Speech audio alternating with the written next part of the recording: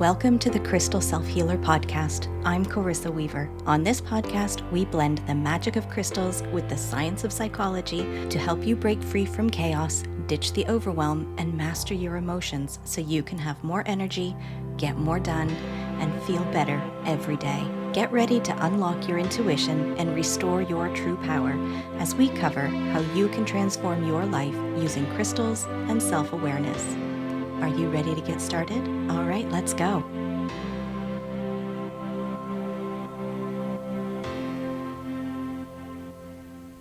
Have you been feeling like it's all just a little too much lately?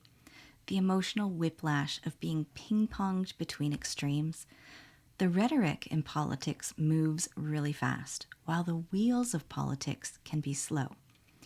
With all the partially formed ideas clashing against agendas and norms, it creates an opportunity to sow division, keep people fighting against each other and themselves.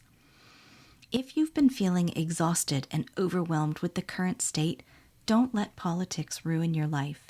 In this episode, we're going to explore how you can thrive as an empath so you can find and choose the happiness you deserve. So today we are going to be looking at the Devil card in the situation position. As has been the case, this is inspired by a weekly crystal and tarot forecast from inside the Charmed community. If you're into getting weekly insight and tarot wisdom, I encourage you to join me inside the free Facebook community. Anyway, the Devil card is one that can instill fear and worry in the hearts of many. But if you get past your initial emotional reaction to the card, really sit with the card is really rich in what it can reveal to you. The focal point of the card is the Devil, with its imposing size and intimidating features, the talons of the foot that could do harm, the horns similar to those of a ram protruding from the head, the outstretched wings, and the two captives standing in the foreground. I get it. The combination of this imagery that has been used in literature and cinema to invoke fear are legit. We've been conditioned to see or infer these things as being bad or evil. But I also want to draw your attention to the chains that are holding the two individuals tethered to the stone upon which the Devil sits. These chains are loose, with loops big enough to easily lift over their heads, so they can leave the space of participating in their own entrapment. The Devil doesn't trap by force. It traps with belief in the trap. It is challenging you to see how and where you're buying into the nonsense, the turmoil, the distraction through destruction, where you're giving your power away to negative forces, all because you are not willing to look at your shadow or darker sides, both personally and societally. I get it. Politics is this thing, this machine that feels outside of us. And if you feel like you're too small or insignificant to have an impact, that's exactly what the Devil card is wanting for you to experience. That sense of hopelessness and mild defeat, you know, the kind that keeps you feeling nauseous but not quite sick, so you don't do anything. And let's talk about the overwhelm that comes from starting to get involved. There are so many moving parts, so many past laws or rulings that it can be confusing to see how or why we got where we are. The emotional whiplash of wanting to bring about positive change, but being repeatedly knocked down by opposing views, positions, or when you buy into the heavy hand of it's just the way it is. It's a lot. So many people then start disengaging, turning a blind eye, ignoring everything as self-preservation tactics because it's all too much. But the Devil loves this. Look at the card. He's setting the man's tail on fire while simultaneously holding up his other hand as a distraction. As I see it, there are two theories that are coming into play here. First is Newton's third law, which states that for every action, there is an equal and opposite reaction. Now, I realize that we aren't doing physics, but there is a strong metaphysical and metaphorical connection here. When one side pushes a narrative, there is always an opposing force, either in support or resistance. We call them echo chambers, where each side is talking about the radical other side. The stronger the actions taken by one side, the stronger the reaction is. And the more extreme everyone gets, the more it fuels the cycle of division. What is it that you believe to be true, on an individual level as well as a political one? Get curious about the truth of this, and then the policy in support or opposition to it. And then be curious about whether what you are supporting is truly going to bring about the value and belief you hold. For example, I believe everyone deserves happiness by divine right, and that they want to live their own version of happiness. And for the sake of this episode, I'm also going to believe that you, my friend, believes the same thing. Happiness can take on many forms: family, job, material things, for example. Unless your motive is to gain your happiness by and through the suffering of others, one person's happiness doesn't negatively affect another person's happiness. And this leads us to the second theory at play here, and that's Popper's paradox of tolerance, which states that if tolerance allows intolerance to flourish unchecked, it will eventually destroy tolerance itself.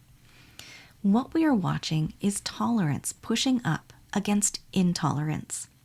This causes the intolerant to push back harder, claiming suppression or persecution. And here again, we need to be curious. Because if we believe everyone wants to live their own version of happiness, and we believe that one person's happiness doesn't need to result in another person's suffering, it goes to reason that if our actions are bringing about suffering, we need to question what we value.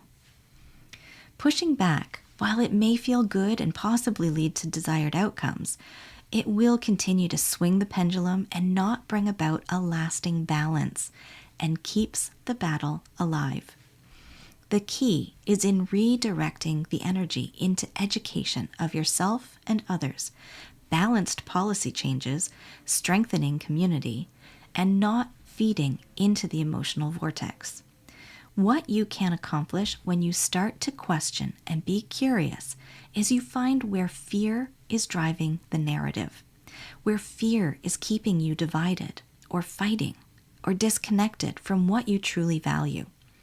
It's when you find the community that is striving to bring about the exact same change you are, that politics becomes less overwhelming.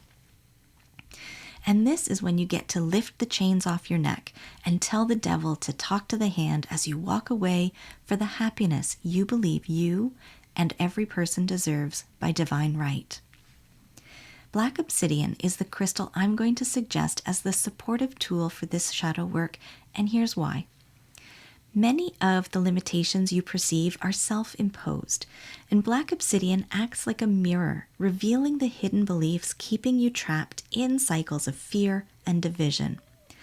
By supporting you in seeing the old conditioning that you are unknowingly bought into, it allows you to release them and reclaim your personal truth. Fear thrives in the shadows, distorting reality and keeping you reactive. By bringing these fears to the surface, Black Obsidian helps you see where fear is driving your decisions, empowering you to face them with clarity rather than letting them drive the car. Black Obsidian supports your deep introspection, helping you see beyond emotional reactivity and into the root of your beliefs. With this stone as your ally, you can approach personal or political challenges with a clearer, more open mind, breaking free from cycles of division. And when the intensity of everything leaves you feeling unbalanced and drained, Black Obsidian offers deep grounding and cleansing. While it absorbs and clears heavy energy, it will support you in feeling centered, even with the chaos, so you can engage with the world from a place of strength rather than emotional exhaustion. So before we wrap up today, I'd love to leave you with a quick and easy ritual you can do so you can thrive as an empath. You'll need a candle, a fire-safe bowl, some paper, a pen, and of course, your black obsidian. Start by lighting your candle and getting comfortable in a quiet space where you won't be disrupted. Holding your crystal in your hand, bring your attention to your breath and allow yourself to settle into the moment. Once you're settled into the moment and you feel fully present, allow yourself to explore and ponder where you're finding your life is subject to the chaos of politics. Acknowledge the topic, the fear that bubbles up, the emotional reactions that follow, and make note of it in your mind. If you start spinning or grasping for solutions, bring your attention back to your breath and the present moment, and allow yourself to settle back in. When you notice that the fears and topics are repeating themselves, open your eyes and write down what came up for you.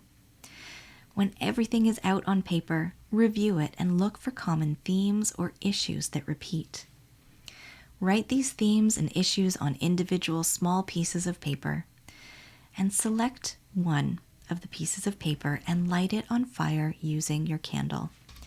Recite aloud or silently affirm, "No longer tethered to the chaos, I release the illusion of fear and falsehood that has kept me bound," as you place the burning paper into your fireproof container.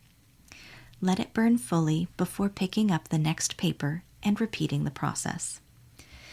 When you feel a sense of completeness, blow out your candle, place your black obsidian on your altar, or carry it with you throughout the day.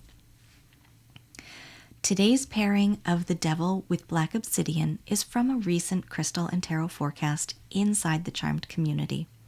I invite you to join me in this free space where I share these readings weekly to help you align your energy and focus your week. You'll also connect with others who are exploring their growth and creating change in their lives, just like you. Join us for free. The link is in the show notes. And if you're tired of being on an emotional roller coaster, constantly juggling everything in your life, and you want to be part of a space that holds you in your healing, a space where you can feel safe, seen, supported, and connected, I'd love to have you join me inside the Crystal Self-Healer members portal. It's where we go beyond the weekly guidance and apply it to your life, equipping you with tools, resources, and the support to build your confidence in crystal healing and emotional self-care. Inside, you'll find personalized coaching to help you when you feel stuck, healing sessions, and rituals to help you when you need to shift your energy, and everything you need to truly empower yourself to live with more ease and alignment. Visit my website, 3charmgems.com, or click the link in the show notes to learn more and join me. Today's episode has been brought to you by the Devil, Black Obsidian, and the Paradox of Tolerance. May we all release fear and the pull of chaos so we can stand grounded in wisdom, balance, and our own power. Blessed be, my friends. All right, my friends, that wraps up this week's episode. Thank you for joining me here today on the Crystal Self-Healer podcast. If you haven't already, hit subscribe, leave a review, and take the What Crystal is Best for You quiz linked in the show notes. Join me again next week as we continue to demystify crystals, how your brain works, and how you can use them so you can have more energy, get more done, and feel better every day.